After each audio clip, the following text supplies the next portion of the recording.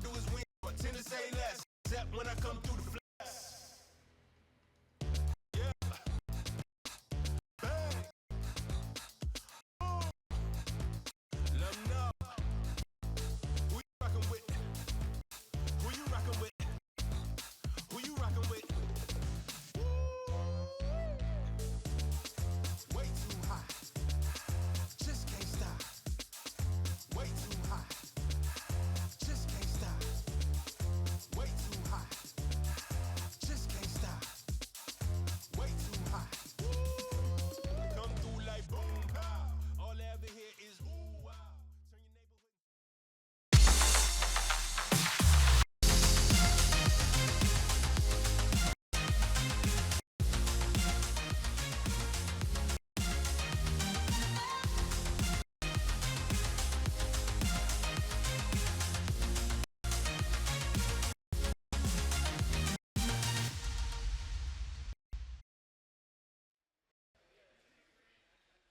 Hello, everyone, and welcome back to Icon 2022, day number 2 of the play-ins.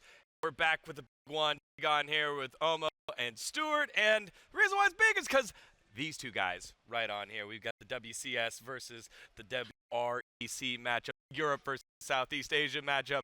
And so, Omo, I love hearing from you, but we're hearing from Stuart first. Talk to me about our big matchup that we have coming up. Our third matchup is Game Lord versus the always dominant Flash. But both these squads have had some issues in the future, and hopefully we'll be able to flesh them out here on stage, Stuart. Yeah, I mean, this is the big one. This is the big one. You know, after yesterday as well, after the WREC with Rex losing, it's really unfortunate for them. But for Game Lord, it's now time for them to shine. Let's talk about Flash. Right on your screen right now, Yuzera, Cookie, Baya, Bruce, and Eason. These guys are just cracked. You know, he's saying, wait a minute, let's notice something. Bruce is role swapping. Bruce is saw going that as back well. to his roots. Yeah, I was kind of expecting Baya to come in and fill the position as a mage dragon laner for the team. That's something they play a lot of in the Flash Wolf. But keep in mind, back in the LMS, back in the League of Legends PC days, he was a big deal as a marksman player for teams like Machi. He's going back to his roots, even in Wild. He's been playing marksman in the mid lane, so this is going to be very exciting to see. Wow, it's a big change. I think with Lucian as well, one of his big picks as well. I think Lucian's going to be maybe a big priority for them, trying to get him the comfort as well in that dragon lane. Something that we didn't expect coming into this. No, definitely big news here. Bruce being the one that could pull that off. 21 unique champions. And now why not swap the role on over here as Baya taking the mid lane as we see that roster one more time with Sarah, Cookie, Baya, Bruce, and Issa. And Baya on loan. Yes, Baya on loan from TQQ. They didn't really do too well in the Masters Regional, but keep in mind, this guy used to play on one team, and they did so well in C-Champs. This was years ago. It's been a bit of time since then, but he's one of the most mechanically talented mid laners in the region as well. So I would love to see what he can do here. Though, with that said, Flash Wolves is Bruce's team. He's the guy that they always count on to carry. So if they pick a carry champ, I won't be surprised to see Bruce flex back into the mid lane. Is it gonna be an AP dual lane, you think, for Bruce, or do you think it's gonna be ADCs? Like, because with so many unique champions that someone can play, he can pretty much pull out anything. I feel like Bruce can play the AP mages in the bot lane, play the AD carries as well, which, as you said, he's been playing throughout the entire year as well. I think it's a very nice change. All right, well, if Flash Wolf is Bruce's team, when we take a look over here, Stuart, at this roster of Game Lords, who's the standout player here? For me, it has to be Lonely Kid. Has to be the Baron laner. I said it. It's my bold prediction. He is going to get a solo kill. He's going to do it. I know it. Without a doubt, I know he's going to do it. But the thing is with this Game Lord roster, for people watching from Europe, you might have seen that there's a few changes to this Game Lord roster. There's not been really any announcement as far as I'm aware. Zifter unfortunately couldn't get here. They couldn't get to Singapore. So now they've got Jash coming in as a substitute. Jash played for a team called Control. He used to play in the Baron lane. Now he plays down in the duo lane, which means Redemption is now role swapping up into the jungle role. It's really, really big changes in such a short amount of time as well, especially, you know, with only a few weeks practice with this new roster. So it's something that Game Lord have to adapt to very, very quickly, because Flash Wolves are definitely a team that's going to be really, really difficult to beat, but it's a difficult one for them. Yeah, while we have a little bit of time here, one thing I want to highlight is how important it is that both of these squads are having to adjust, and part of I think the difficulty with some of the teams here in Icons are like, who's going to be able to adapt? And that's always the name of the game on a LAN, in a championship environment. Who is the best at evolving with the meta? Are you the ones that are setting the trend, or are you the ones that are able to adapt to the trend first and make the next switch here? And so now we have two players on opposite teams making role swaps, not just swaps, role swaps here. So I think that's going to be the big question here, Mo.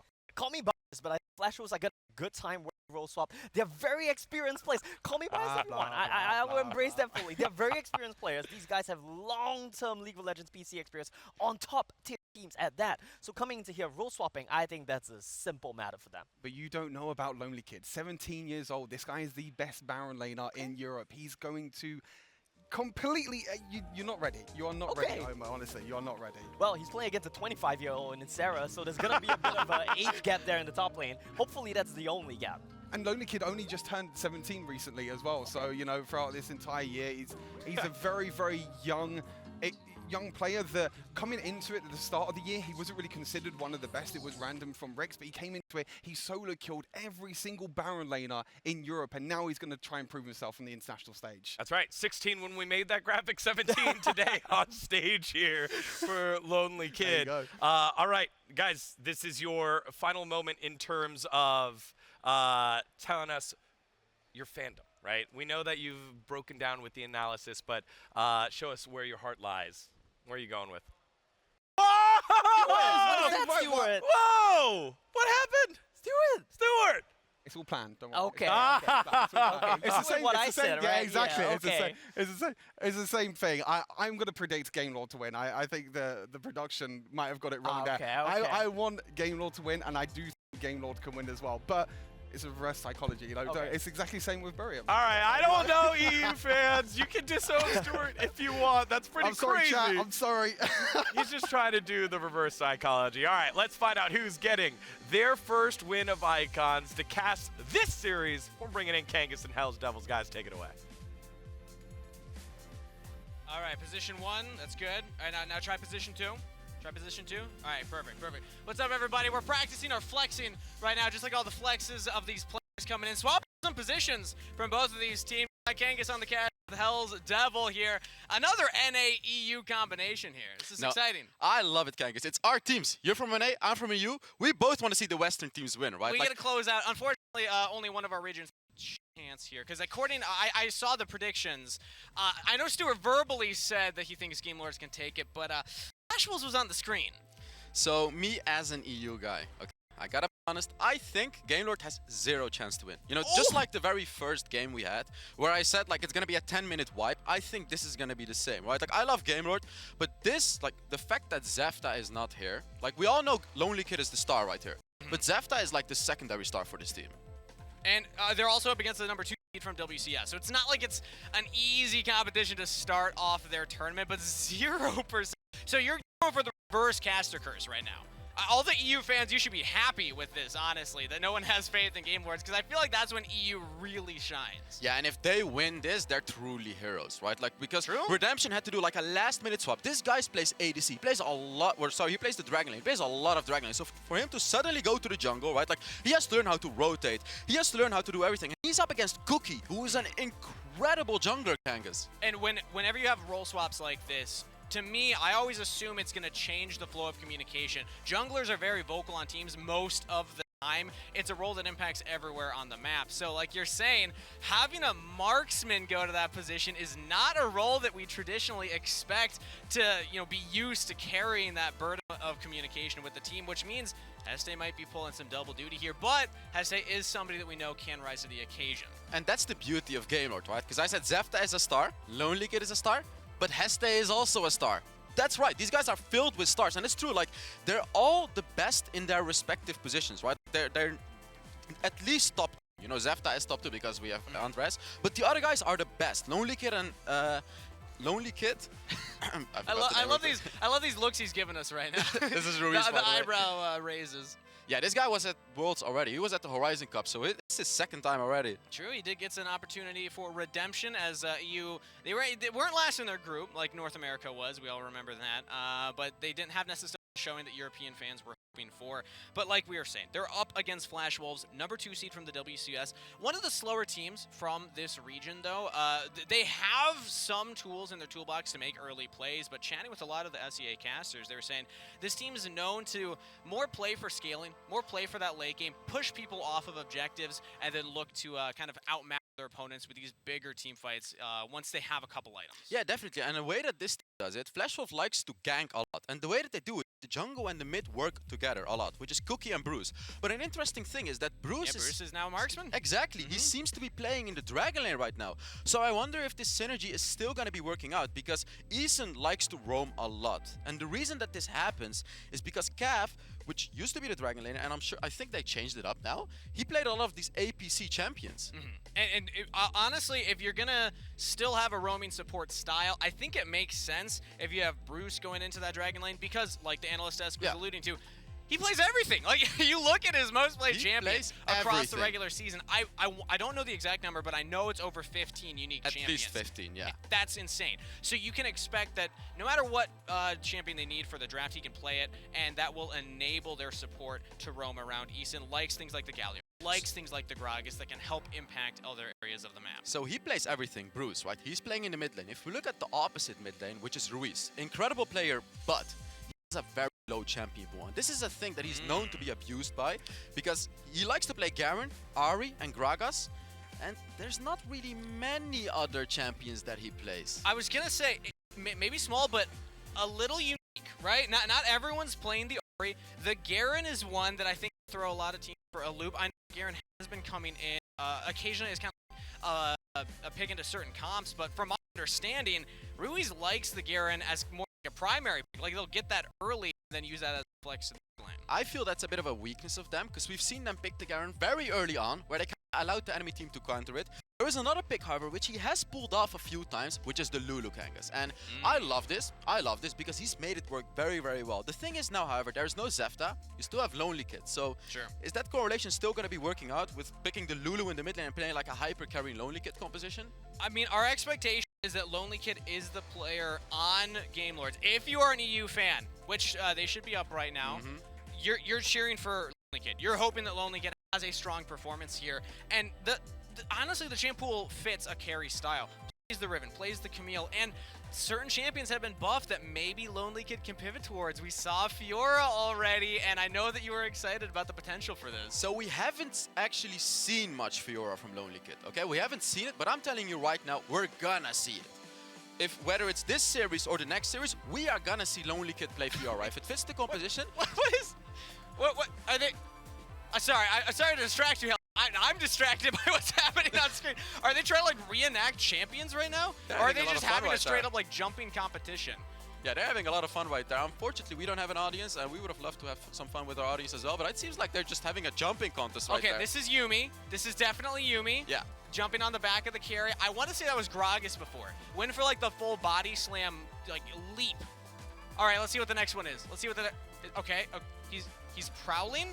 Oh, wait. I thought it was a Rammus. I thought he was going to roll over the ground. Oh, that would have been good. He has to go for it. I think maybe he's going to. It is hey, Rammus. It is Rammus. wait, no. Oh. But he's hopping. Timo? The roll, and then he hops? He doesn't really hop. Yeah, it's a bit hard to say. I feel like we're missing an obvious one. Yeah, I think we're missing an obvious one. I wonder what Twitch chat has to say about this. It wouldn't be Vayne, right? Because Vayne doesn't hop afterwards. I don't. Twitch chat's definitely flaming us. They clearly know what's going on. Either way, it's awesome to see the watch parties happening around the world. That one in particular, fantastic. I hope they have some kind of prizing for that.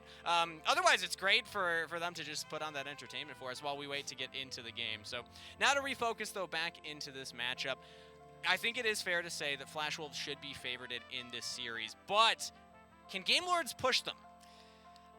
We just saw Furious pick up a game against the LVRL. But this is different, Kangas. This is different because it's just like Game Lord was already the 3rd seed. They were already on a meta that doesn't really work well for them. They already struggled to get here. Sure. and they're missing one of their best players. So like if they're up against Flash Wolves, who's an incredible team. We saw RRQ play. These guys beat RRQ. They were better than RRQ. And now GameLord beat them has to twice. beat out GameLord has to beat out Flash Wolves. I don't see it happening, but this is the hero story we want, right? We want to see them win, but we just don't think they'll win. Yeah, I think Game Lords are going to need to play a fast game, because if you let Flash Wolves get into their comfort zone, if you let them get into that 20-minute long Wild Rift game, they will win those games. We've seen Flash Wolves very comfortable in those positions. They've had 30-minute plus games in the past. They're a team that is very used to playing in late game macro-oriented style, so we'll see if that still stays with Bayou in now, and Bruce, of course, transitioning to the Dragon lane, but that's the expectation for Flash Wolves. And a big part of that is the jungler. That's why it's such a big problem that the jungler of GameLord is not here, because Cookie on that Jax and the Riven, this guy skills up. Two and champions even those that can split push, scale pretty well. And even those losing games, he'll end up carrying them with those types of champions. And I feel like Zefta, because Zefta is known for his Lee Sin, Kangas, like the best Lee Sin in Europe. I'm saying it right here. This guy is incredible on Lee Sin. So it's going to be very interesting to see. How is Redemption's Lee Sin? Right. It's going to be very interesting to see how Redemption's Lee Sin is, because I feel like they kind of have to pick those types of early game champions to counter out Cookie in the jungle. Yeah, exactly. So with that said, of course, we are waiting to get back into game number 1, or get into it to start off pick and ban here. So quick history lesson. I know it's rough to relive some bad memories, Hells, but we do need to talk about the history of Europe at international events so far in Wild Rift. We haven't had many. Horizon Cup is the only international competition that we've had up to this point, the first global championship that we've had.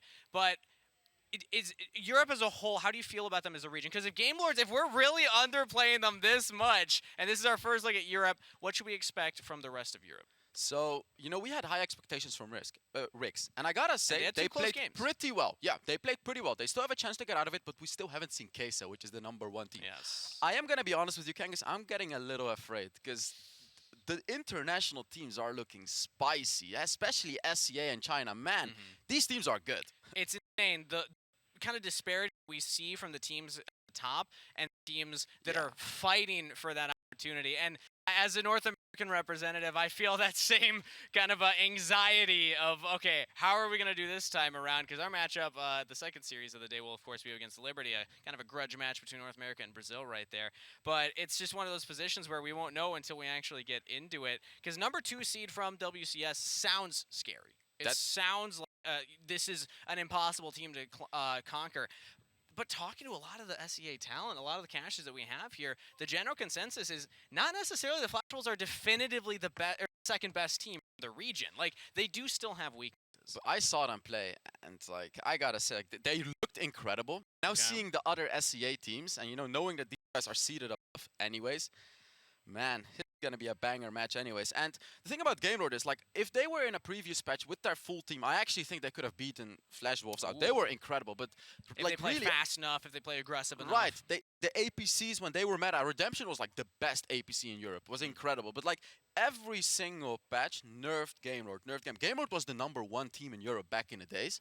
Now they're the 3rd seed, right? And they are falling off, and that's all because of these meta. You can clearly see how important it is to constantly adapt to the metas. Yep. Because Flash Wolves was also playing the APCs, and they still make them work somehow, some way. Yeah, that's the crazy thing. Is you look at GameLord's strengths, and you actually do see similar things. Very similar things. Flash Wolves actually pull out as well, and Flash Wolves have a slightly better record. Just for reference, 28-1 in their Masters group stage, and then 10-1 in their Masters group playoff. They only got 2 games from their region. Okay, we actually get an insight into the maybe the grudge match between SK and EU. I wish I could recreate this, but I don't actually have the same drive that OMO has here. If you have EU and NA, you're gonna have the drive, I guess. Exactly. Honestly, I think that we can make it better. It's sad because I feel like you're so down on GameLords. Stuart's trying his best out here to rouse the EU fans. I told you yesterday. Yesterday I was thinking with my heart, going for the teams that I hoped would win, but this time I'll use my brain. And my you brain were only says, 50% success. unfortunately. Prediction. So I don't want to have that happen again. I'm going for the 100%. So what I was gonna say is that if GameLords lose, that's the EU team, then I get to tweet from your account, and then if Sentinels lose after, then you get a tweet from mine. But since you're so down on them, I feel like we need to reverse that. How about we reverse it? If Game Lords lose, you get a tweet from my account then.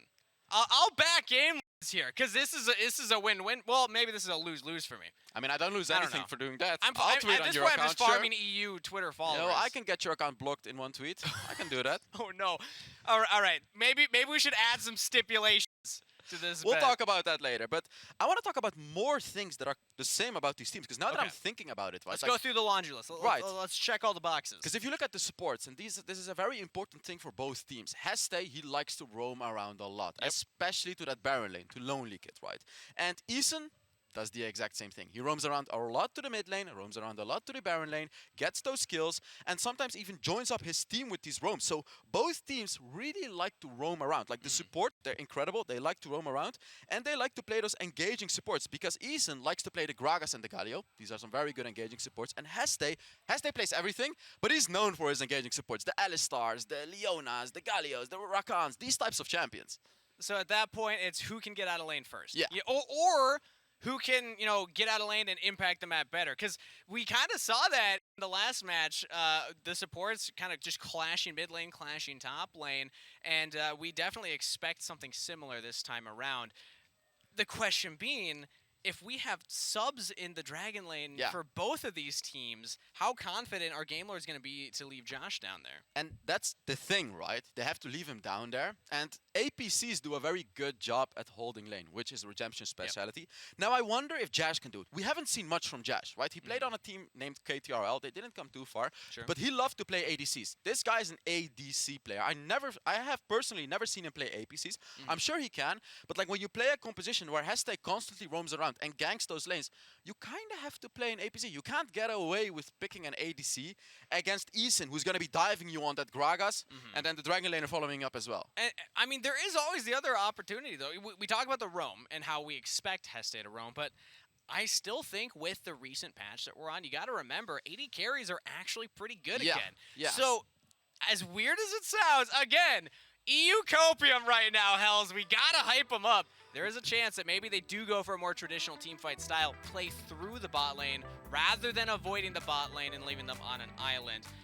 These are all hypotheticals, though. I just hope Jash is going to be confident, right? Like, he has to have confidence. It's a great player, great ADC player, but I want him to be confident. He's playing on an international event with Game Lord. He's never played with them before in like an event. So I just hope that he's going to be confident. So he's like, Heste, you can roam around. I got this, right? Like, so Heste is not afraid to leave him up. If they do that, and then Redemption makes a shot call, I'm ganking you, I'm doing this, I'm doing that. That is the one way that Game Lord could win against a powerhouse team like Flash Wolves. And again, powerhouse team indeed. Number 2 seed coming in from the WCS.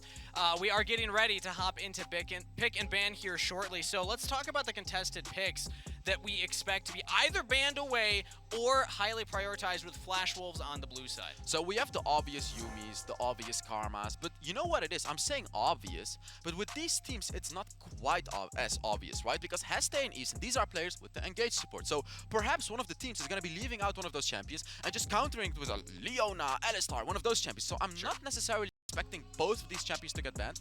What I do find interesting, however, Kangas, is the Akali ban from Flash Wolves. This is a respect ban to Lonely Kid. And that's the funny thing, because we talked about Lonely Kid's champion pool, Riven, Camille, Darius, these bruisers, but he did have incredible Akali performances as well. It's funny that is the one that Flash Wolves, we gotta get rid of that. It isn't the Camille, it isn't Oh, the there Riven. it is. That's the Lee Sin ban. That's what we were talking about. Exactly. This is what Flash Wolves to do. They want the Riven, they want the Jax, they ban Lee Sin, because that is the one champion that Game Lord could have used to cancel out those late game champions. Now I'm interested to see whether or not. I was gonna say I'm interested to see whether or not Game Lord ban away the Jax and the Riven. They don't, so now they're leaving open the Jax, right? If they leave open both, then there's an opportunity for them to get at least one of them. So Flash Wolves might be in the position to go for that now instead. But Game Lord instead, they go for the Lucian ban. This has been really high presence, and this is something that we expect mostly from scrims, because not a lot of the analysts at Icon so far expected Lucian to be this high of priority, but obviously we don't see what these teams are practicing leading into the event. All we know is Lucian's 100% pick or ban right now. Yeah, indeed. It's because of those scrims. Before the tournament, all these teams play against each other, and they'll discover new broken champs, and apparently Lucian was one of them. So interesting. Game Lord leaves both open. So I assume Jax or Riven is going to be picked. Game Lord doesn't really play a lot of Jax, however. Lonely Kid loves the Riven. So I assume if Flash Wolf goes for one of them, They actually picked the Yuumi Yeah, instead. the Has they left it open? Karma was banned. Yumi's that next big priority support lock-in for Flash Wolves. And it's rough that it's up because if you're on blue side, you're pretty much forced to pick it, but you don't feel bad about it. Like, you're like, yeah, we'll gladly take the Yuumi. So the question is this worth for Game Lord? Because they obviously gave it away, right? Like, they banned the Corki. They were like, you can get Yuumi. They should have something planned for it. They need to find a way to answer the Yuumi pick because she just changes the way Wild Rift is played. The Ziggs locked in. Now, we talked about the AP carries in the bot lane being what Redemption was known for, expecting that to go to Jash here based on the current meta. Exactly, so we're expecting this, and now I'm also expecting, not necessarily now, later in the draft, where Heste picks up very aggressive support. So they pick the Kha'Zix. Redemption is going to be playing the Kha'Zix in the jungle, and I love that, because Kha'Zix is one of those champions that can deal with a Yuumi. Like, Yuumi jumps on an enemy, suddenly the enemy is isolated, right? It's not two enemies anymore, it's one. So a very smart Kha'Zix pick right there, where if he tries to fight the enemy next to a Yuumi, Yuumi goes into that enemy and it turns into one. So he'll do more damage. And some subtle synergies with the Ziggs where you go in, get the initial burst damage. Ziggs can follow up with a long-range Mega Inferno Bomb, try and isolate a member and burst them down. The answer being Kai'Sa Wukong from Flash Wolves. Interesting. It may be a Wukong in the Baron lane, as we're not seeing a Jax or a Riven yet. And it's very good now, especially after the new patch. And the reason that I'm saying that is because Cookie is very famous for his Riven and his Jax. I don't think that he'll play the Wukong. He can, of course, but I assume it's going to be a Baron lane Wukong, and he's going to be picking something else. Although I do love the Kha'Zix pick, because Kha'Zix is one of those champions that can cancel out a Jax. And when you look at the first three champions from Flash Wolves, I'm starting to identify a little bit of a playstyle here. The Wukong Yuumi is kind of scary to go in as a primary engage, and then Kai'Sa can follow up and try and burst down squishy members like the Ziggs and even the Kha'Zix. So Game Lord actually go for a beefier front line now. They lock in the Darius. And Riven is still open, Garen is still open. We have a lot of very strong picks that are still open.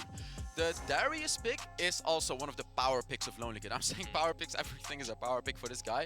Like, he's really good at the Darius. He's shown what he can do on the Darius. He can just solo carry games. And again, I'm expecting an engaged support to gank him and give some free kills early game to the Darius. And we've been seeing Darius picked into the Wukong, so this might dissuade Ysera from actually picking this in the Baron lane. That might force it to go into Cookie instead. It is nice that they can still flex that, though.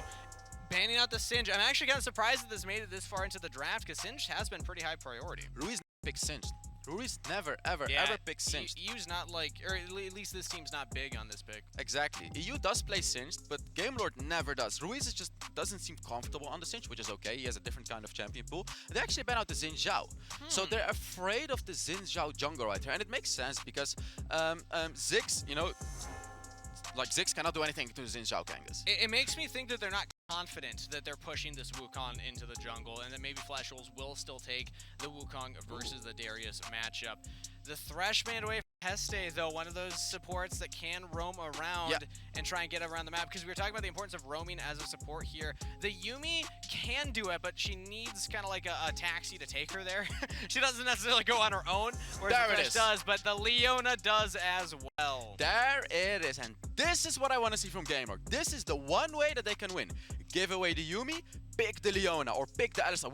I don't think we've seen any Leona yet, but I was still calling it out. I just knew Heste is gonna do it. This guy, like, if you ever wanna watch a guy play Leona, you have to watch Heste play Leona. This guy, like, will change your mind about Leona. It is fantastic. And now that he's up against the Yuumi, Leona has a lot of CC Kangas. She can stop a Yuumi. Strong peel tool for the Ziggs and the Darius as well. So there's a really rough front line to get through for this Wukong and Kai'Sa now, but they're tripling down with a Zed Olaf. Olaf doesn't care about all that CC. I don't like this, however. I don't like this one. There it is, exactly. I was gonna say, it's a full AD composition, Kangas. Flash Wolves have dug a hole for themselves. Sure, they have a little bit of true coming through from Olaf. This is a full attack damage composition. Up against a Leona, up against a Garen, up against a Darius, Kangas. It's gonna be hard for Flash Wolves. This is a Luden's Yuumi game. I'm calling it right now. You go full AP Yuumi. Kai'Sa will do a little bit of that as well. And stack Black Cleavers. It's not doomed for Flash Wolves, but you're right. There's a lot of beef to get through. Game Lords, if they're gonna win a game, it's with comps like this. Utilizing Ruiz's unique mid lane champ pool to throw a wrench in the plan of Flash Wolves. Flashwolves. Oh, I'm starting to get hope here. I'm starting to get hope. My heart is beating because I see 0%.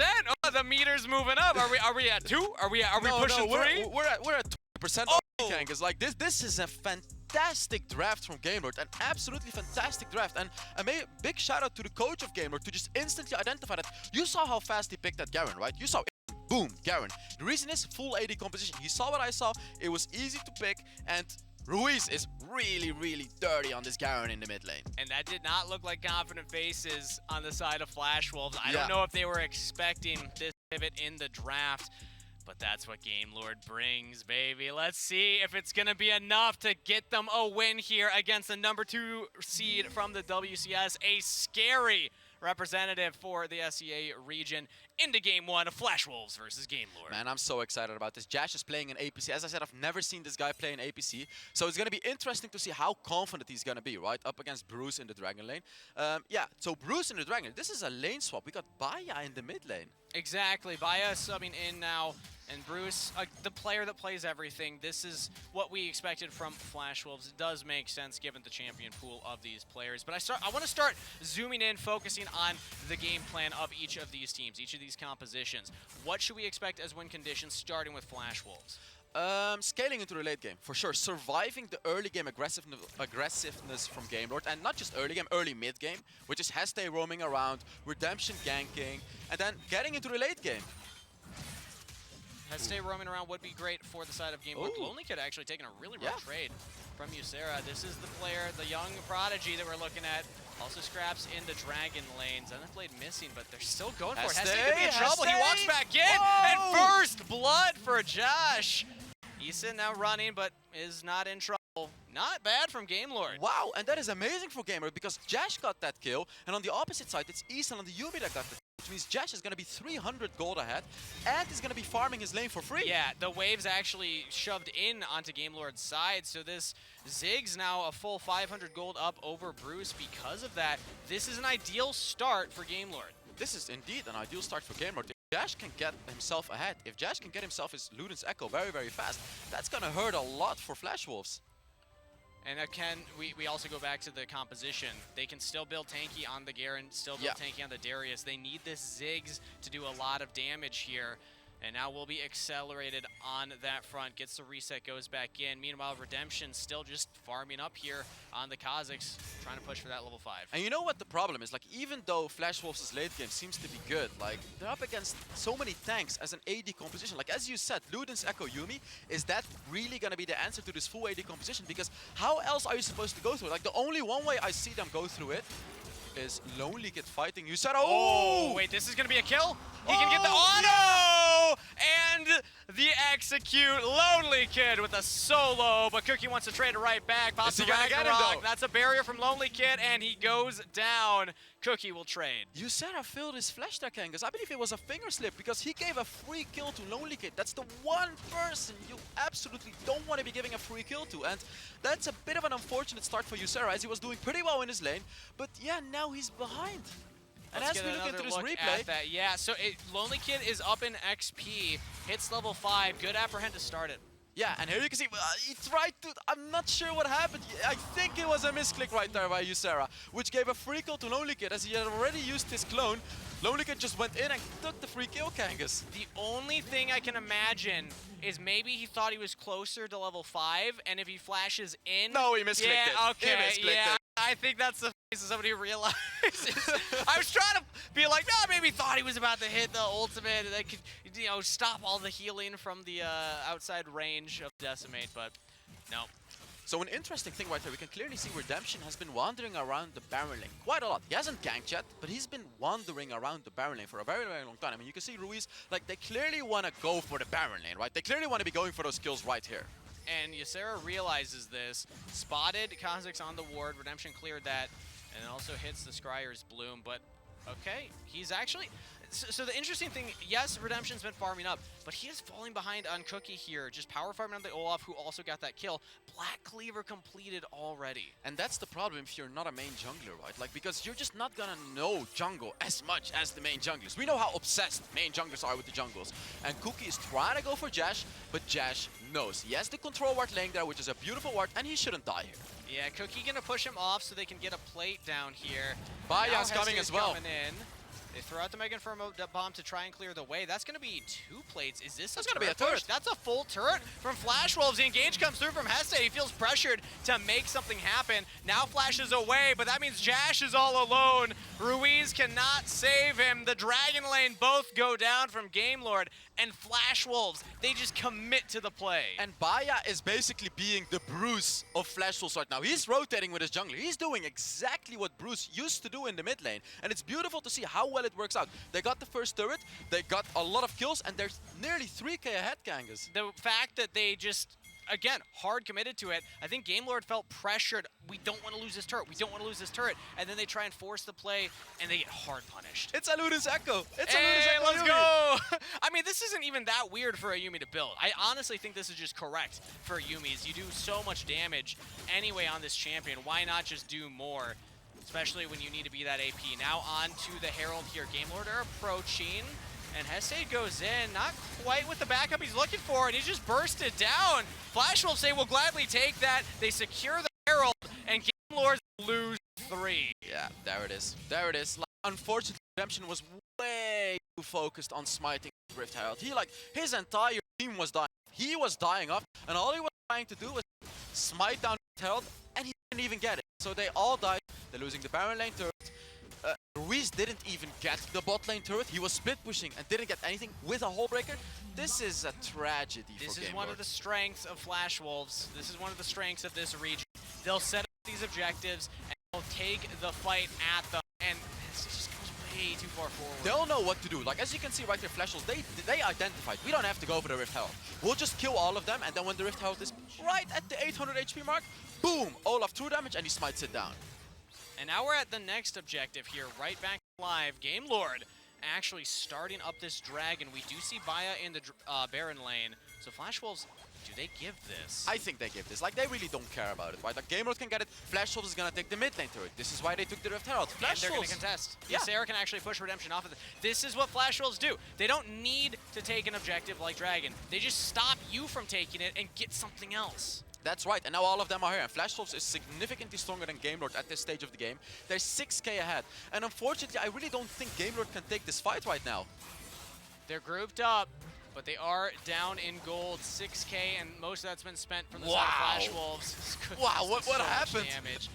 And yeah, Game Lord are getting poked out. They can't approach, and Flash Wolves, they're just being jerks. They're not even on the dragon. They're just like, walk at us. You see how much damage Game Lord is taking? Well, nothing is really happening. It's the Yumi Ludens Echo that just dealt like 20% of Jash's HP. And now they get this dragon as well, Kang. It's just everything is going to the way of Flash Wolves. You can see the only one that's holding on is Lonely Kid on the Baron lane, but it's not enough. Fantastic macro play from the WCS number 2 seed. Lonely Kid now under the turret here, taking the fight against Vaya. Deathmark used. Ooh. Shuriken's missed though, so Lonely Kid is fine. And a thing that I want to talk about is Heste. Oh! Okay, maybe he's not fine. Never mind. Called that one too soon. Vaya does have to flash away though. Mega Inferno Bomb almost gets him. Not quite. And now Heste and Redemption way too far forward. The rest of Flash Wolves are in tow, and Heste, there we go. Bruce following up. Chasing down Lonely Kid. One more kill for the double. 10-2 on the scoreboard for Flash Wolves. Flash Wolf is just bullying Game Lord at this point. They're playing every single part of the game perfectly. They've taken so many turrets. They've taken all of the objectives. They've taken so many kills. Everyone is at. And I mean, look at Heste. He's sitting on 3.7k gold, Kang. He's gotten less than 500 gold per minute in this game. That's not a lot. That's not a lot. Yeah, I mean, we talked about the strengths of Heste, getting around, roaming, and making things happen. But when you roam and die, it's not ideal. Yeah, definitely. Here we can also see like Redemption desperately trying to provide value as a jungler, right? Like, he's trying to gank.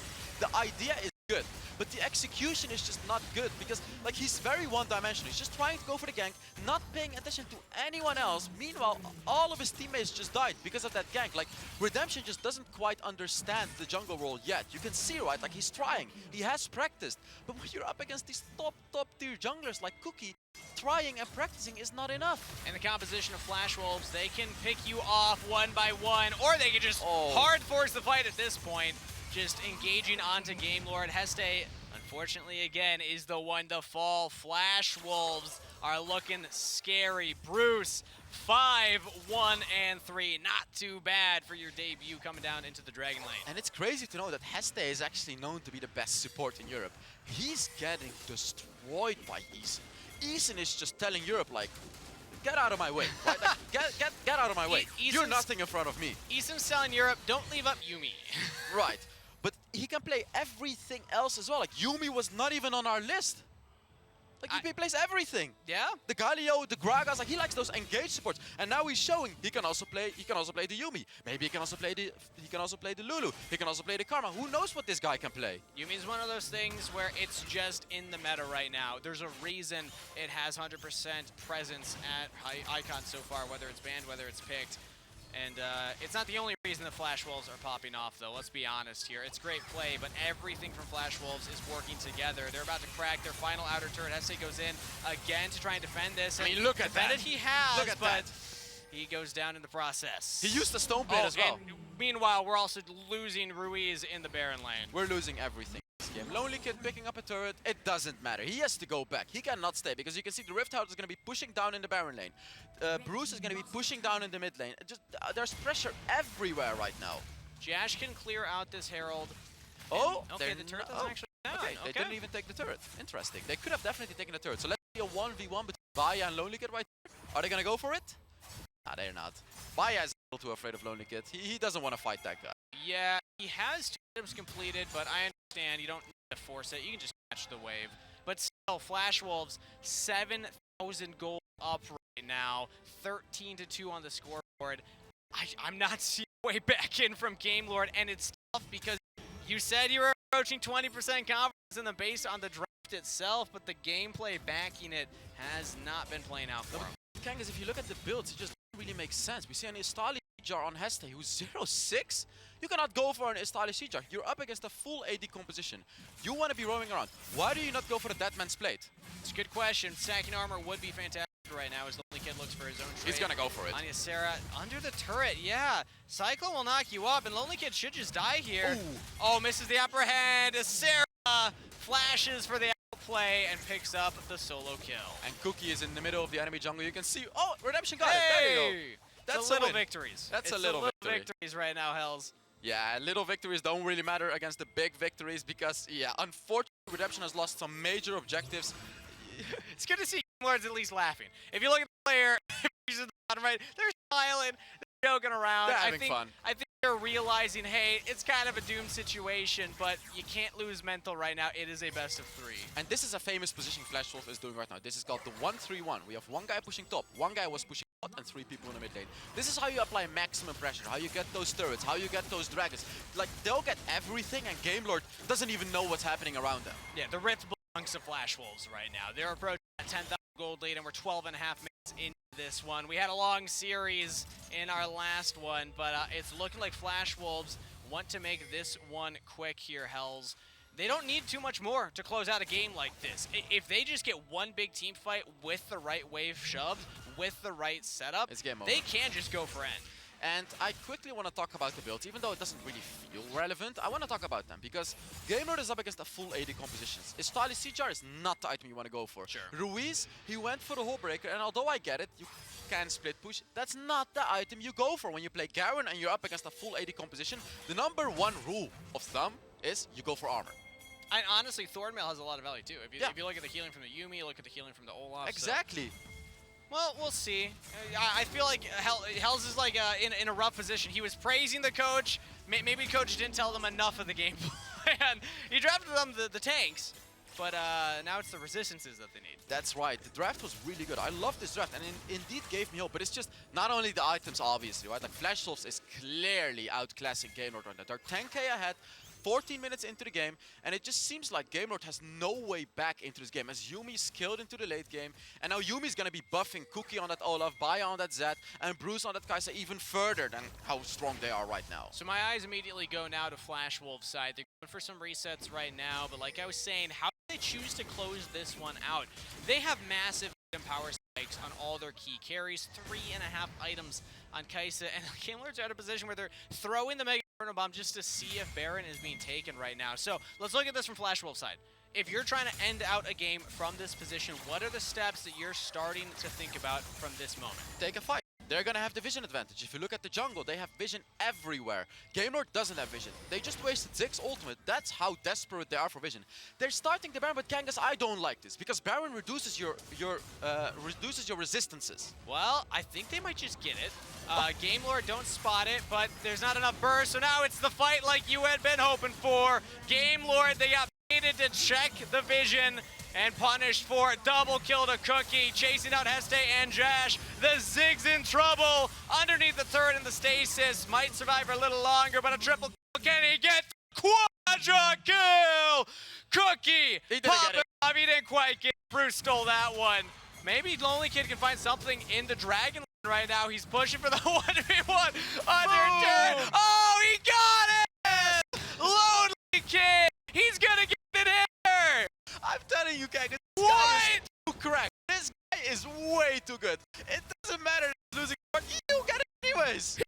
He died for it, but that is a good death, everybody. Lonely Kid making it happen. His team slaughtered around him, but he got off the chopping block and got to work. And here you can see it, right? This is exactly what Flash said to do. Just take a fight. There is absolutely no way GameLord wins this, especially because Lonely Kid was pushing the bot lane. You can see, right? Like Cookie is just running them down. And in this slow motion, you can see how much damage that Luden's Echo dealt on Yumi that you were talking about, Kangas. I can't believe I didn't get this quad. I'm looking for it. Oh, he stole it. Ah, that last auto from Bruce. He didn't have to do that. It wasn't a penta. It wasn't a penta. Yeah, honestly, I don't feel too bad about quadra kill steals. Yeah, true, but he didn't have to do it regardless. But I want the gold count, right? Lonely Kid is nearly sitting on 13k gold. But the question is, can he or can he not carry the game? We've been talking about it. Incredible player, but if you're in this situation, like this bad of a situation, can it still happen? I mean, the pressure from these super minions will help. That's Ragnarok pop Yeah. from Cookie. The turrets are falling, though, and this is the problem. They have super minions pushing in the Dragon lane, but with Baron up, we actually see Flash Wolves still pushing in and taking turrets down. GameLord are about to lose their base. They do have a Ziggs though. GameLord does have a Ziggs, which is one of the better champions at defending. As you can see, you know, Ziggs' third ability can slow down a wave. His first ability do a lot of damage. They are good. You can see, they are good at defending. Yeah, they're trying their best to take down these cannon minions, but mid lane's in trouble. Another double cannon wave approaching. They're about to lose their own inhibitor right now. You can see that, you know, they're trying with their hearts and souls to just defend as much as they can. Unfortunately, losing the mid lane inhibitor, which is not the end of the world, but this side one is going to be an important one. Yeah, it's looking pretty doomed right now. GameLord, they felt good getting that one sneaky inhibitor take, but they're answered back with Flash Wolf doing such a good job with this Baron push. They had 10,000 gold lead, and now it's 15,000 after that. I love how Flash didn't overextend that one. We've seen teams lose like this. The Elder Dragon was spawning, and especially in AU, this has happened a lot. Oh, GameLord have to force this. They just have to saw force Maya this, yes. top lane. They don't though, you know, they don't have the confidence. It would have probably not worked, but what else is gonna work, Kangas? I guess try and push mid. The supers will answer bot lane, so they don't have to go for that right away. They need to find some miracle fight while they're down 14,000 gold. Maya's now joined in here. So GameLord have lost their window where they had a champion advantage. At this point, try and find isolated members. It's up to Heste. And Find that engage. And that's the glorious enchant burned from the Olaf already, which is quite an important thing to be burned. You can see GameLord just getting poked out over and over again. They're approaching, but the engage actually from Ysera. Cyclone in, now Cookie joins. The blender is grinding from Flash Wolves as they just eliminate GameLord from the fight like it was nothing. 1 for 5 ace, and Flash Wolves will take game 1. I'm not sure why GameLord is laughing so much. You know, they're having way too much fun. Guys, you're losing. You just destroyed by Flash Wolves. Why are you all laughing? A Prime Gaming ace into a Nexus take. That is how you end a game. Flash Wolves up 1-0 in the series. And that's exactly what we expected, right? GameLord had absolutely no chance. We can say that, right? We can say that GameLord had no chance. Flash Wolves just showed their dominance over Europeans' #3 team. And This is not looking good for Europe, Genghis. The only hope that they had was Lonely Kid, and we really hero built him coming into this one. Happy he was able to deliver, got a solo kill under turret, takes an inhibitor while his entire team dies, but it was not enough. Flash Wolves, they're just too good. They have too many strong members on their roster, and even though, yes, they do have Bruce now in the Dragon lane, they have Baya coming in. Baya played an incredible Zed game. Pushed side lanes, had a lot of pressure, and didn't need the carry because Bruce was the one carrying on the Geisa still. Bruce does it in the mid lane. Bruce does it in the Dragon lane. Bruce does it anywhere. It doesn't matter. Like, this guy just carried the game, and Flash was like, they played it pretty much perfectly this game. They only made some minor mistakes, but their macro game was phenomenal. Their rotations, their everything, they just knew what was happening constantly throughout this entire game. I think it's no surprise that the analyst desk had Flash Wolves across the board. I'm wondering how Stuart is feeling now after verbally trying to backpedal a little bit. Stuart, are you feeling okay, buddy? Who's Stuart? We're here on the analyst desk. We don't see him. we got two of us here. Is that... And one think of he's us, in the corner. I like think he's very hiding. much like Hell's He's Double. probably Christian hiding. over You're there gonna be was okay, like, Stuart. There it is. Yeah, Stuart, come on in, buddy. Come here.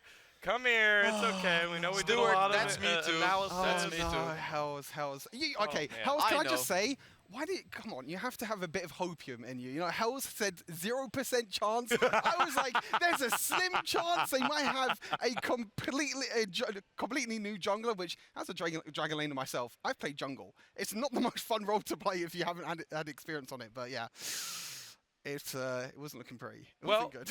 There were moments where it did look okay, as we see Sad Stuart there. There it is, Sad Stuart. Sadly. At the very beginning, let's go all the way back to the draft. It was a 4 AD composition and the quickest Garen lock-in we've seen in competitive Wild Rift here, Omo. Yeah, I mean, the draft wasn't bad from the side of Game Lot. I feel like they had ideas about how they wanted to win the game, but at the end of the day, Flash was just outclassed them. All right, let's take a look at how it happened. We had bold predictions at the top of the day, and one of them was a solo kill on the top side of the map by Lonely Kid. We were able to pull that one up, and it started off with the first blood. Going to the AP carry, going to Jash, we're like, okay, this feels pretty worth. But then you realize the only one that had AP on the opposite side was actually the carry. Yeah. Yumi ended up getting the kill The too. real carry, right? Yeah. Easton on that This Yumi. is it. This is the WCS special, the full AP Yumi. This is Oh! it. I don't Boom! think That's Sarah all wants us you to need see to that say. one, yeah. You know, I don't care if Game Lord lost or whatever. I got my bold prediction. Lonely Kid, best Baron laner in the world. I don't care. Just give this guy a medal already. I don't care. Yeah, but team fighting, knowledge of how to play around their team comp, this is all really good stuff from Flash Wolves. You put the Olaf Yumi in the front, you engage onto them, well, they're happy to take that. They just run you down. Nice flank angle from your Sarah as well. Flash Wolves, I mean, this is kind of what we expect from them, right? The most stable team from the WCS. They're never really going to beat a team that's better than them, but they're not going to lose to a team that's worse. Yeah, I would say that Heste, I think, on the Leona has the go button, but you got to wait for Ziggs to go ahead and whittle them down a little bit. Wait till some of the damage goes in Just before heal. you full commit here. And then just a great escape there where a lot of resources were being pumped in, and then it was like, oh, here comes the Kaisa doing Kaisa things, especially when you get to that point of the game and able to pick up a triple kill there. And then again, this Baron play, great usage of vision by Flash Yeah. Wolves. Fantastic stuff. The mind games going on there from Flash Wolves. They turned off at just the right time to get the re-engage in. Really good stuff coming out from Flash Wolves. They look really stable. Granted, it's against the EMEA team, but they look like they have figured their stuff out. I have no words. I have no I'm words. sorry. Okay. I told myself I wasn't going to If Game Lord's full roster is here, look, this is even the second time. He doesn't care. He gets an inhibitor. They're 10,000 gold behind, and he still solo kills. If they had their full roster here, you wouldn't stand a chance. What's the saying? There's something about ifs and buts or something. Oh, okay, I don't exactly know what I'm saying. I'm really bad at it. I'm butchering Yeah, my quotes, yeah, but you know okay. how it goes. Yeah, it's almost like, what is it? The Bruce Lee one. Quote like a stuffed butterfly, sting like a bee. Isn't that That what one was you put correct, up though. yesterday? I know. So we take a look at how this one wrapped up. I think when you have that big of a gold lead, you kind of know how this one's going to go. Game Lords, as the casters called out, they were laughing along too. They knew, all right, this one was kind of like a little borked, so we've got to go back to the drawing board. But also, we still have to finish this game out here. It just didn't play out the way that they wanted to here, Stuart. Yeah, I mean, Redemption on the Kha'Zix, it felt like at times he was just walking around and he just didn't really know what to do at certain points, which makes sense because, you know, he's not really a jungler at the end, and then stay as well, as you mentioned earlier, you know, going for these over aggressive plays, but the team wasn't there with them. I think the communication was a little bit off as well. The one in the light for Game Lord has to be Lonely Kid up in the Baron lane. If they could maybe just funnel gold into and get him ahead, which he did get ahead this game, but the rest of his team kind of inted a little bit, you could say. Yeah. Do you think Sorry, they Europe. changed the pick that would help Lonely Kid carry the game more? Do you think Darius is not enough of a hard carry? Maybe? I mean, Darius is his most played champion. It's his most comfortable champion as well. I mean, the same with Jack. He's played Ziggs a lot. Heste on aggressive support. Ruiz is on a comfortable I mean, these are all champions, and that Game Lord are comfortable. So, honestly, yeah. Doesn't go well then, does it? Can I leave? Is there Get on my an shoulder. is there an FF option for talent? No, you got to stick to this one. Both you and Hell Devils being big pessimists. At least I had a bit of here. hope at the start. He said there was 0% chance before draft would start. So at least I had a little bit of put chance. out here. A lot of damage put out by the Ziggs, and Yeah. Ziggs able to dish it out, but just not a lot of follow up there. And I think Redemption just being put in a very difficult position compared to Bruce, who was also role swapping here, who's had experience in that role again for Oh years. my God. Yeah, I honestly think that this role swap for Flash Wolves might end up actually helping them in the long run. I've been very critical of Bruce's obsession, fascination with marksman in the mid lane throughout the entire WCS. And he swaps back to his most comfortable role he's played for such a long time, along with one of the best supports out of the WCS as well, in the form of East.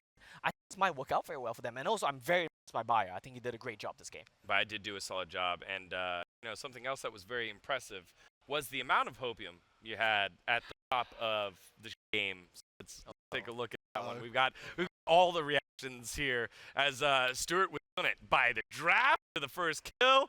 Let's see it. I'm like, oh, look at this draft. No way, Stuart. Let's go ahead and see. And there it is. Oh, let's go. Oh, let's go. Well, like, and then after that, Omo was stoic, right? Omo was feeling it. We were joshing around a little bit, and here we go. I mean, the point really cheering because it's a very expected result for me. I just kind of know this is going to happen, so I'll wait until the WCS beats the WRL to start cheering. Wow. There it is. Stuart knows. He was like, yep, it's the second solo kill. I got my but bold prediction Yeah, right, to be that's honest. exactly I what mean, he's that's right my twice. way. Yeah, and twice. Yeah, lucky. Solo killed him twice. I got my bold prediction. Game Lord might be doom and gloomed already about the series being ended, but I'm happy. I got my bold prediction right. Again, one of the beautiful things about early on in the esport and the global stage, international plays, the clash of the styles, clash of the skill levels. And right now, I think we saw a team who has a higher bar than what they can, what they just put out right now. And I think had a great mentality in terms of brushing off, right? They knew this one was kind of done. They also know that they're stacked behind the cards with the roster change that they had, which they're less comfortable than compared to Flash Wolves, who did feel a little bit more comfortable with Bruce and Baya putting it on in. But it does give them an opportunity to reset and some shining lights to build upon in the Kid in the Baron side of the map. I feel like, you know, going into this draft and everything as well, I think, you know, Game Lord have to kind of just reset in a way. I mean, as you said, you know, there was a little bit of like laughing and banter at the end as well. I think they realized that they lost and they had to just reset and go into the next game. But this next game, I think, you know, if Game Lord want to come out on top, they need to put maybe Redemption on just a more, I guess, resident sleeper, you could say, jungler, you know, something, maybe a tank. I mean, we never see tanks in the jungle, but, you know, some sort of tank in the jungle that can just farm up. Try and get Heste on the aggressive supports again and maybe play a little bit more passive, and then try and get Lonely Kid on another carry. I mean, he's done well in the Darius. He's played champions like Akali before. There's another champion that could potentially 1v9 as well. And even Ruiz as well. No, Ruiz's comfort is always Garen and Ahri. He's pulled out the Garen now, so maybe he'll pull out Ahri this game. I will say, during the ban phase in game number 1, I've never heard this in all of my years of esports. When the Akali ban came out, everyone on Game Lord very audibly went, oh, like all the players, the coaches as well. I've never seen that before be like, oh no, our strategy's gone. I've seen teams be happy when they're like, okay, cool, you have to ban, you know, X champion that is, you know, a pocket pick that we hurt you with, but never have I heard it be so audible before. I'm like, all right, you got our strategy here. As Flash Wolves were returning back to the stage and they banned away the Akali. So I don't think the Akali is going to be the one that Lonely Kid's going to I get. think that was when we were stancing. We was in the stance, and then suddenly in the background we hear them go all crazy. We're like, wait, what's going on? Like, what's happening? And it wasn't even a pick; it was a ban. It's like, okay, that's one hell of a reaction. Yeah, you can't really blame them as well. I think you really need Lonely Kid to step up. That's one of the narratives we were talking about the entire day. He did well in the Darius, but this is something we were discussing as well, Stu, where Darius doesn't seem to be enough of a carry, right? He maybe needs something. What else does he play? Can we pull out a Camille, Fiora, maybe something along those lines? We know Ysera likes to play tanks. Maybe one of those picks would do better. Yeah, I think, you know, in terms of carries, you know, you got the Camille, you got the Darius and the Akali. Other than that, there's not really any other carries that really... Camille it is, then. There's not really anything else that really shines out on me. I mean, the Baron lane meta, I feel like at the moment anyway, is just a lot of tanks. Resident Sleeper. A lot of tanks, a lot of bruisers. Well, I want to see a little bit more out of the mid lane, and Ruiz, who has had international experience with Team Queso, was moved on to Game Lord now, and still was able to find the way back to the international stage. Again, was at Horizon Cup with them, and now, you know, I need a little bit more of that veteran leadership here. Yeah, I think for like Ruiz and Game Lord in general, you know, when we came into the finals of the WREC, they won the entire tournament. They won the WREC main season. But then coming into a LAN environment, they just played a lot of comfort picks. They just played what they were comfortable on. They didn't really try anything new or anything like that, and that was a downside to them. That's why they only got down to the 3rd seed in the end. But going into the WREC, they were expected to be at least in the top 2. And we'll see if they're able to pull anything out here. Again, one of the more one-sided matches we've seen today. Will Game Lords be able to change their fortunes? I've hit hard enough already. I'm just facts, man. All right, let's I remember find this out. next game when Liberty. hey, let's focus here. Flash Wolves Shots being fired. against Game Lords, game number 2. Game Lords making the move on over to the blue side. So this is why production put me in the middle. We thought the shots were between me and Stuart, but it's actually between you guys. WCS won everything today. We're good. We're coasting. Digon was the ref this game, and then maybe next game you might have to be the ref. We'll see. Yeah, we'll see. Game Lords first banning out the Jace to kick things off, with the Senna being the response here by Flash Wolves. Akali, not the first ban. Yes. I'm feeling it. Akali first pick. Let's go. I feel This it. could be interesting. Yeah, exactly right. That's exactly the point. Because if you first pick Akali, or if you 2-3 Akali on blue side, maybe Ysera has something prepared. I would be interested to see what that is. Yumi, a reaction ban here by Game Lords, making sure that that support will not continue to push. Okay, we're down to 2. So there's Karma getting taken away, and one more ban left. Lonely Kid's trying to catch himself from smiling. He's thinking, just maybe I can get the Akali. I think the Lucian's open. I think the Yumi ban is fair. I think Yumi did so much damage that previous game.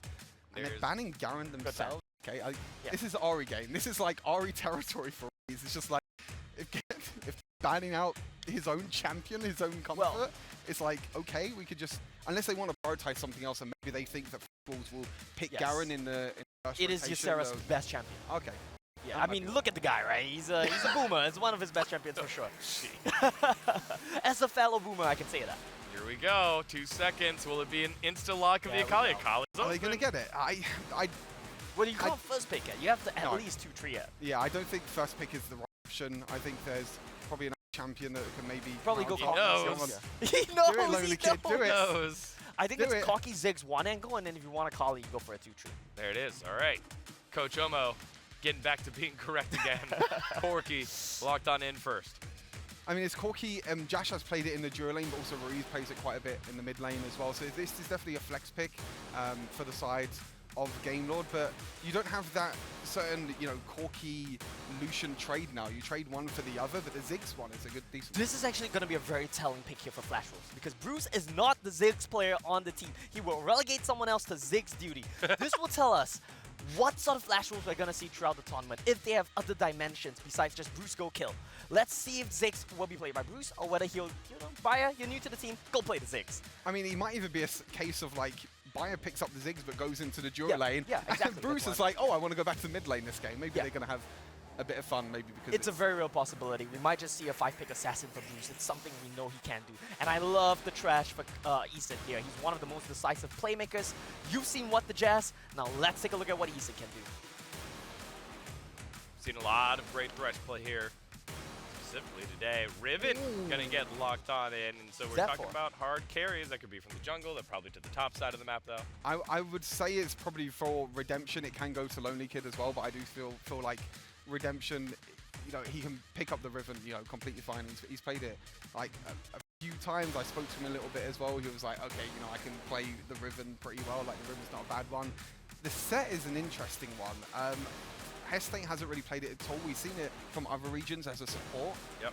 But most likely in the hands of Lonely Kid up in that Baron lane. I would like So to no see that. Akali. Yeah. No Akali. No Akali. I mean, I sadly. would prefer to see Set go to the Baron lane because I think Set support is so rough into a trash. Would he still ban Akali though? Will Flash Wolves respect that and say, you know what, let's just not take any risks here? Yeah, I mean, there could be a situation like that as well. Olaf again as well. I mean, I think even without Yumi, Olaf Yes. is still just Yep. such an annoying champion to deal with. But yeah, like you said, I don't think that the set will go into the support role. But again, it's a situation where the Baron lane for Lonely Kid is set a champion that you can carry on potentially. You know, if you can ulti like a tank Thresh or someone, if there's another tank that's going to be picked up. Looks like Flash Wolves thinks that the Riven's going Baron lane, which could potentially mean that Set could be mid lane for Ruiz as well. There's definitely a lot of flexibility I for actually have Game not Lord. seen a Set mid for a very long time. Do you think that's something that could be put out? I think maybe it's just support and they copped a bad matchup here.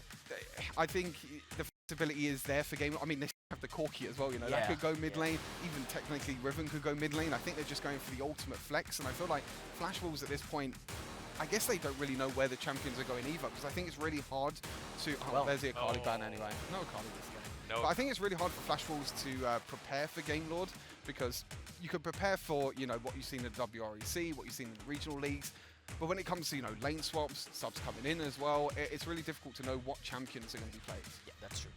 Final band coming on in. Zed will close this one out, and now it's Flash Wolves' turn to go ahead and select. Got themselves the jungle, the support, and probably... Hey, it's Darius. Sarah says, let me show you how it's done. Let me show you my Darius. Hold on. He got solo killed twice, so don't... Yes. Yeah, exactly. Yes. But then that was it. Ysera's great at team fighting with the champ. Stuart's really good at protecting that one point.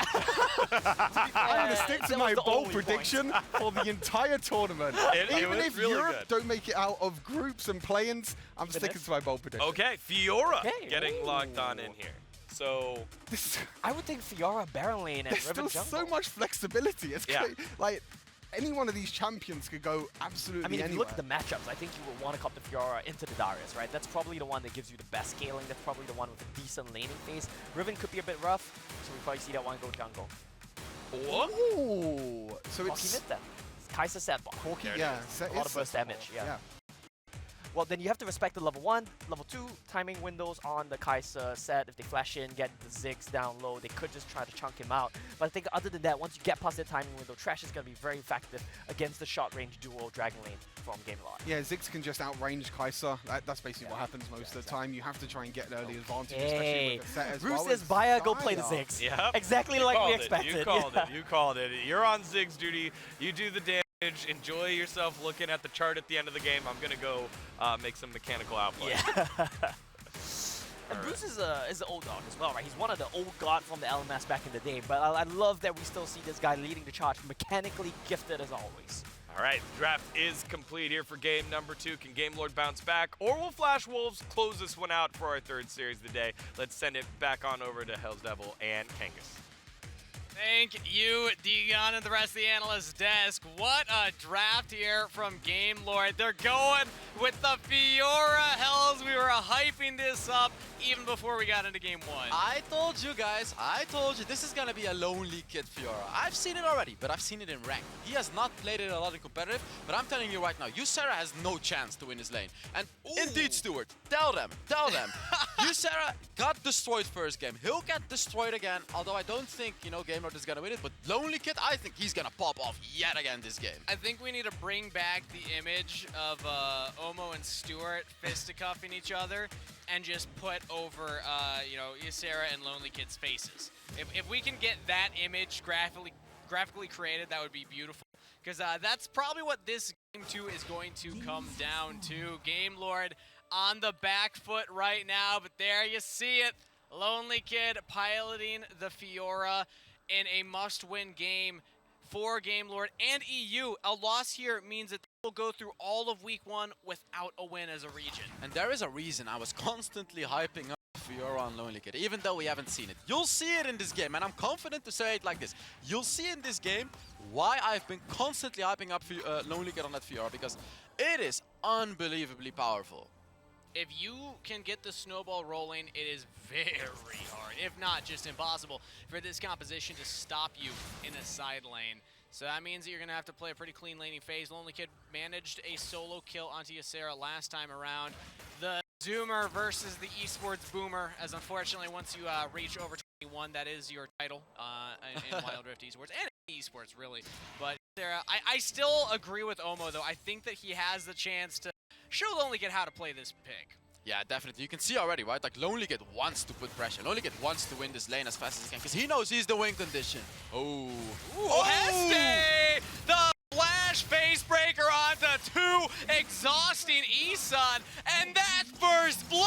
That's the Heste we know. There it is. That's the Heste we know. There you go. Finally, no 0-6 Leon. And this is what we know. The crazy flash combo to set up the gank, and boom, first blood. That was beautiful from Heste right there. We know that he likes to Oh, play he's in aggressive the and wall. engage. Now Lonely Kid taking the 1v1 against Ysera. That's a lot of bleed stacks though. Gotta respect it, and he backs away. But again, the play for the bot lane, that is what gets Game Lord their first gold lead this series. Oh, and Ysera is actually playing his lane very, very well. He was... Oh, there he goes. There he goes. Okay, apprehends him back in, and he's taking damage, pops the barrier. Lonely Kid Yes! flashing forward, he's gonna take another surge shot. He doesn't, but Isan with the roam top lane. Oh, It's disaster for Lonely Kid. He gets away, but Cookie is Cookie here as joins well. in as well. There's no escape for Lonely Kid. Not a fair fight, 3v1. Flash Wolves get the kill. And what a beautiful flash by Ysera. He dodged away the flash combo from Lonely Kid. He didn't allow Lonely Kid to proc that vital. So unfortunately, the ignite was just not quite enough to get that kill. And well, I guess Ysera did outplay Lonely Kid right there. And here we can see the flash from Heste. I mean, look at that. Oh that my was a face God. breaker flash. He buffered that. That's impressive mechanics right there coming in from Heste. Game Lord, they need that because Lonely Kid, you can even see it on the mini-map. The Thresh and the Olaf are coming up even this early. So let's look what happened, right? Lonely Kid tried to flash behind him. You see that? You see that? He would have killed him. He would have killed him. If he hit that vital, he would have killed him. But Ysera flashed as well. Like, what a beautiful play. And now Heste's actually in some trouble down here. It's picked off. Didn't see the setup for that one, but now we see the setup in the Baron lane. Ysera goes down. Trade of kills across the rift. And this is how Game could win. Focus on Lonely Kid, right? Like, focus on the lane of Lonely Kid. This is the guy that wins you the game. And Ruiz is actually dealing a lot of damage to Baya on the mid lane right there. And let's talk about the mid lane right here, Genghis, because both teams have pretty good wave clear, right? Like, we have Ruiz on the Corki, we have Baya on the Ziggs. I feel this is like a balanced matchup. However, during objectives, Game Lord is going to be stronger. And it's because they have the Corki. And I feel they have to play to this advantage. They have to take that, because if they don't, then they're just going to lose against Flash Wolves. The Corki package, notorious Yeah. for giving you good setup around objectives. Even if you're not the first ones there, the enemy team better be ready for that one. And then you factor also in Lonely Kid in the side lane, this Fiora farming up. Doesn't have a massive advantage over Ysera, but still, we expect a lot from this player. And Ysera seems to be very confident as he picked up a Proto Belt first, and Heste is looking for some blood. Oh, he went for another Facebreaker flash. That time not landing it onto both members. You don't get the stun unless you pull two people into each other. Yeah, that's a bit unfortunate because he's not gonna have his flash for the objectives, which can cost him his death. Yeah, that was not quite what he should have done right there. And he's also going for the Proto Belt, so it's not the stasis where you can go in and then survive extra long. It means that you will be instead looking for that primary engage. Makes sense given Heste's play style. You see how Ysera went for a Proto Belt as well? Dash just walks into the brush, gets death sentences, and it's just that.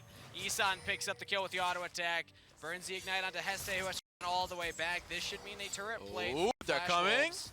They're coming. Game Lord is trying to go for the gank, but unfortunately, it's just not gonna happen. Flash Wolves has that ward sitting on that bush right there. They know what's up. They know what's up. Ruiz went for a Hull Breaker. EU mid laner just went for Hull Breaker, Angus. This is a shock for all the EU fans out there. Shock for Hell's Devil especially. We can't meme it anymore because we've always been memeing the Hull Breaker on Corki, but now we can't do it anymore. Hey, we saw Chinese team go Black Cleaver Corki earlier today. We can't meme that one either, okay? And now, ooh, Ysera Lonely Kid trading again in the Baron lane. Meanwhile, trade of objectives around the map. Yeah, and Game Lord is trading this time, right? Like, they're not taking the fight. It seems like Flash Wolves is not gonna give the trade away. Right? They want everything. Oh no, Ysera's about to win the 1v1. No, it's turned back! Redemption backing up his Baron laner, saves the play, but can they save the Herald? Heste throws his body in there to guarantee the objective. Jash is now here. Backup flash of Redemption. The triple knockup doesn't quite find it, but gets the flashes and another kill to Game Lord. There you go, Game Lord. This is how you get into the game. Lonely Kid pushing that top lane turret as well. They're gonna be getting the first turret. Game Lord is ahead, Kangas. What a series of plays. They came to fight in game number 2. Yeah, they're ahead. Lonely Kid nearly got that Baron lane turret. Unfortunately, he didn't. He just got his Divine Sun Driver. That is a massive power spike against that composition of Flash Wolves. You are on that there is not going to be able to 1v1 that Fiora right there. Here we can see a replay. Yeah, here we can see a replay. And you can see it, right? Ysera and Lonely Kid are just fighting out, but unfortunately, he didn't get it. The vital proc saved him. That last daughter from Darius would have gotten the kill, but instead the only kill gets it, and now Ysera's in even more trouble. He is quite tanky though. Big decimate onto 3, but I think there's too much damage. He gets another decimate though. He's still alive. Ysera played that incredibly well. I kinda wanted to see Cookie just all in there. You can see Cookie was hesitant. He did not want when he thought Ysera would be dead, but then Ysera had his first ability on 3 enemies, which healed him up a lot. I feel if Cookie would have gone in there with his Ragnarok, he would have killed all of them with Ysera. That would have been pretty tough, Game Lord, but it doesn't matter. They didn't need to, because Flash Wolves get their play in the bottom lane, taking that outer turret, and Game Lord now have a little less pressure on the map to play with. And unfortunately, Reese, with that Hull Break, was just not quite enough to defend the turret in the bot lane. And here you can see, right, like Hull Breaker Corki, sure. Oh, there it is. There is a Ziggs ultimate right there. Jash taking a lot of damage from that. Another death sentence. Isan is just so good getting around the map. That is twice now that he's just found those from the bushes. Heste will survive that, but Isan knowing his job, you just got the outer turret bot lane. Roam up to the top side now and look at that turret. And this is what Isan is famous for. His roams around. We talked about it. This guy will just roam around and get like a secondary jungler. As you can see, right, like he has 5 assists. Out of the 5 kills, he has 5 kill participation. He has 2 kills and 3 assists. 100% kill participation. That's what you want to be as a support for your team, Kangas. He's been around all the action on Flash Wolves' side. Great performance from the support coming in from the WCS, and that means that even though it's looking dicey in the early game, off of these plays, Flash Wolves now have a very comfortable goal lead. 2,000 at 8 minutes feels pretty good. I love how we're constantly seeing Lonely Kid against Ysera. Like, it's really the battle of the titans, these two. Like, who is the better Baron laner? You know, we have a whole game, but it feels like this is like a mini game between the two of them. Well, Redemption and Heste are now trying to put the hurt on Ysera. They're not gonna get him. I mean, Isan's by throw out the dark passage to save the Darius, so Ysera feels confident enough to walk up. Who actually even the apprehend. And I find it crazy how Isan is just look at that. I find it crazy how Isan is out supporting Heste. Like everyone is so afraid of Heste. This is a notorious support in EU, and Isan is just going right through him like it's nothing. As you can see, yeah, being ahead by 1k gold, and he's just doing a better job at it. And part of why Omo is so concerned about the set into the Thresh matchup is what you're seeing right here. It feels like Thresh did a good job in the lane to deal with the set. Now, outside the lane is also roaming better and being way more impactful on this Rift. And unfortunately, Redemption seems to have forgotten the Rift out, as it may not even be able to push down the mid lane further, as you can see. Yeah, that's definitely going down to hit this wave.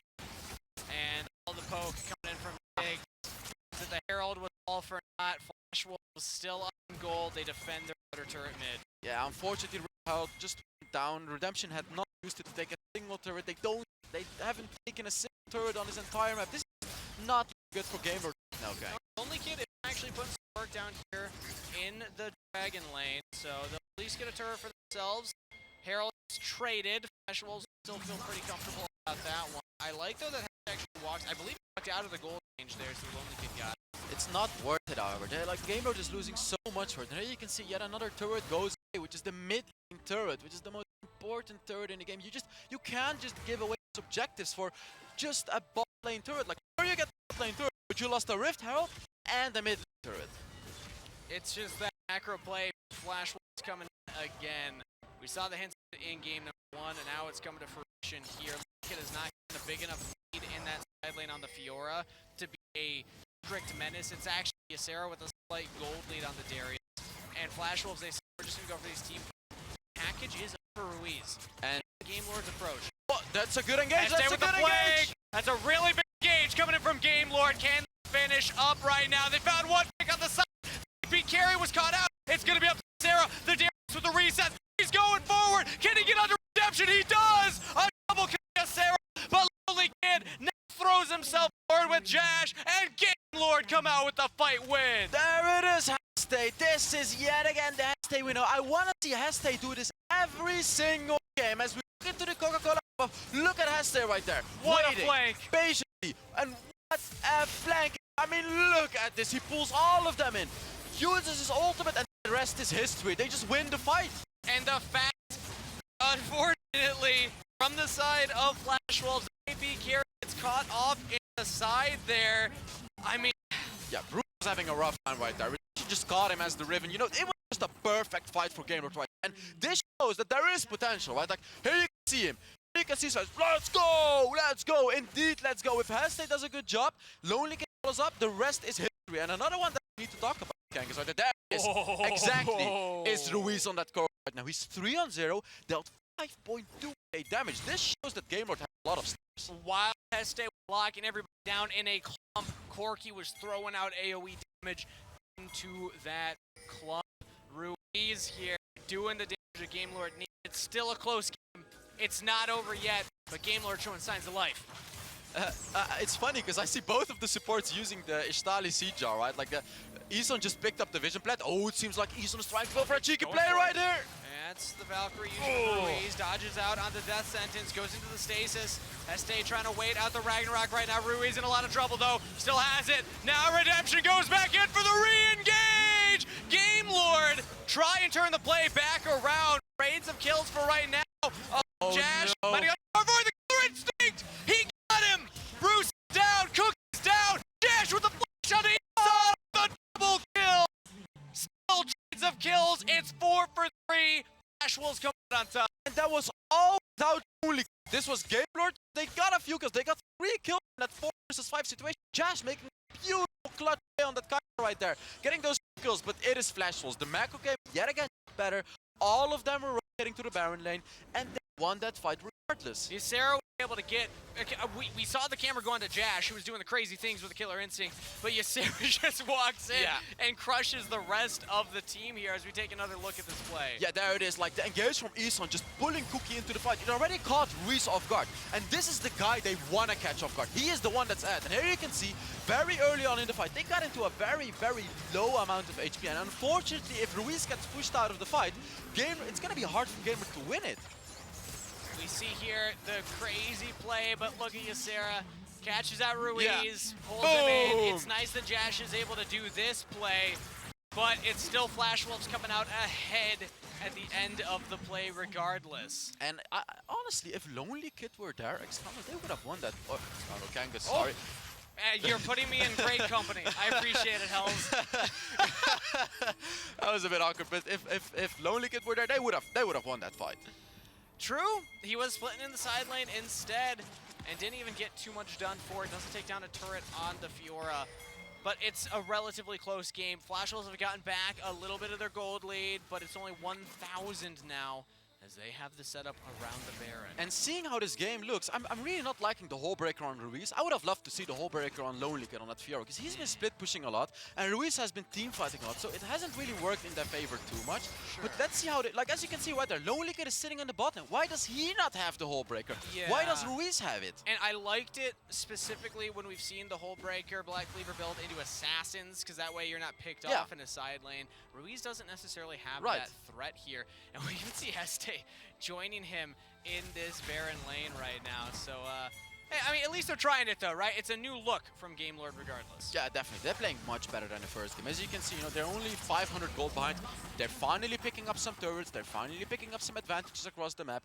This is what they need to do. And now they only need that mid lane turret. That is going to be the most important thing for them to take right now. The problem with Flash Wolves as a team, though, is that they're still comfortable in these positions. They don't necessarily have the identity of a team that like needs to dominate the early game in order to win a game. No, they're fine right now. They're like, all right, yeah, okay, we're not like ahead, but we can still farm up. We can still look for this Elder Dragon fight. The question being though, do they match the scaling of Game Lord when it comes to composition? We're gonna have to play a game one time of guess the Corki player. We're just gonna show a random build and we're gonna play a game. Guess the Corki player. Up until now, I've probably seen like, just in this international event, I've probably seen like 5 Corki builds. I still like, instead, we just pick a random item and then we force an analyst to explain why Corki can build it. It's just regardless of whether they can. It's just like, all right, Randu and Zoman, tell me why Corki can build this item.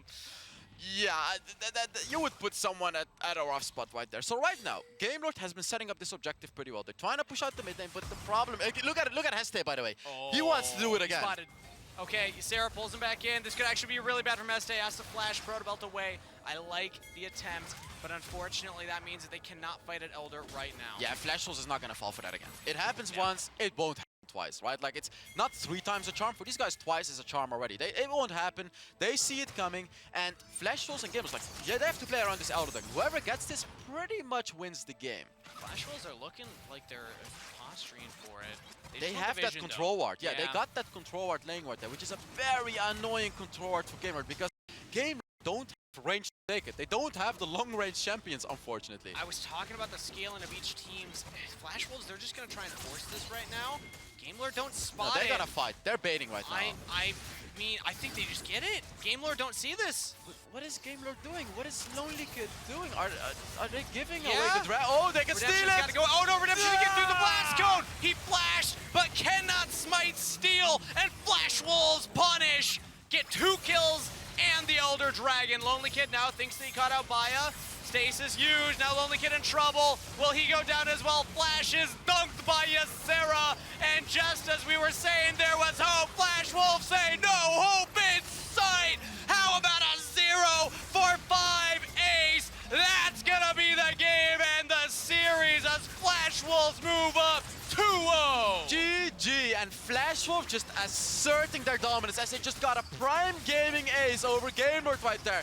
Absolutely dominant performance. This game was a bit closer, but we could still see it. They just beat out Game Lord pretty easily, Gangus. Living up to the name, that game was over in a flash.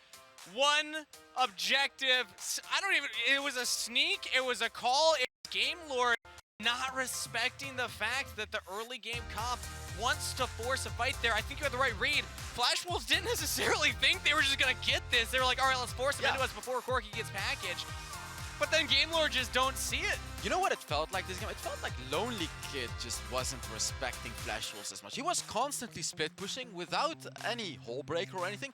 And he was even splitting up when the Elder Dragon was up. They lost the Elder Dragon, and that's when Lonely Kid came in with his ultimate. You can't do that. You can't do that against Flash Wolves.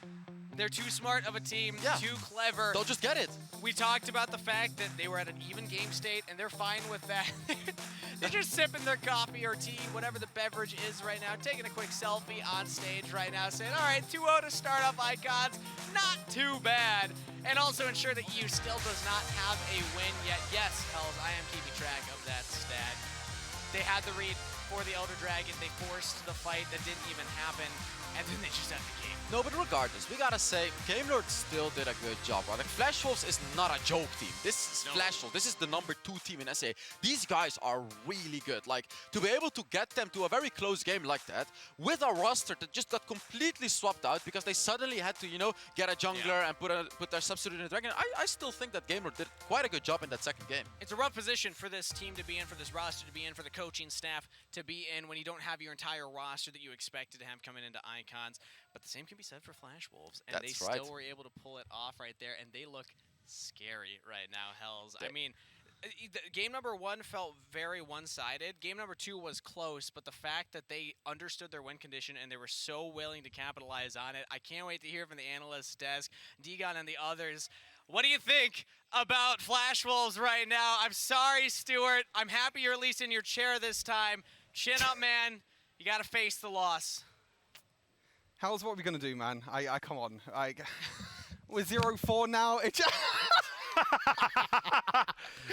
I will EU say, 0-4. yeah, Oh, a little tough here for EU. I will say that Omo immediately sat down. He was all business. I was like, hey, which team do you like in terms of scaling? He goes, the blue team. I was like, what do you mean the blue, like Game Lords? He's in game mode. He doesn't even acknowledge what the other team's name is. He was just looking at sides. It's our team and the other team right there, Omo. It's another day in the office for me, and it was another day in the office for Flash Wolves as well, frankly. Oh no, Stuart. Just the pain on his face as we take a look at it one more time. And it started off proactivity here by Redemption, able to find the angle here within the first couple of minutes. And this is what Hells was saying during the call as well, you know, Heste on these proactive supports.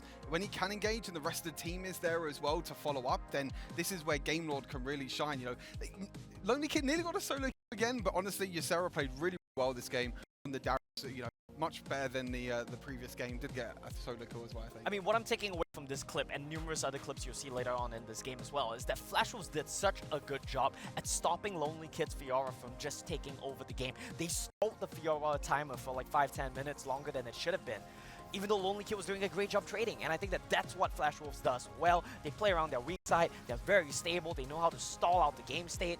And credits to them. This play was really nice from Redemption.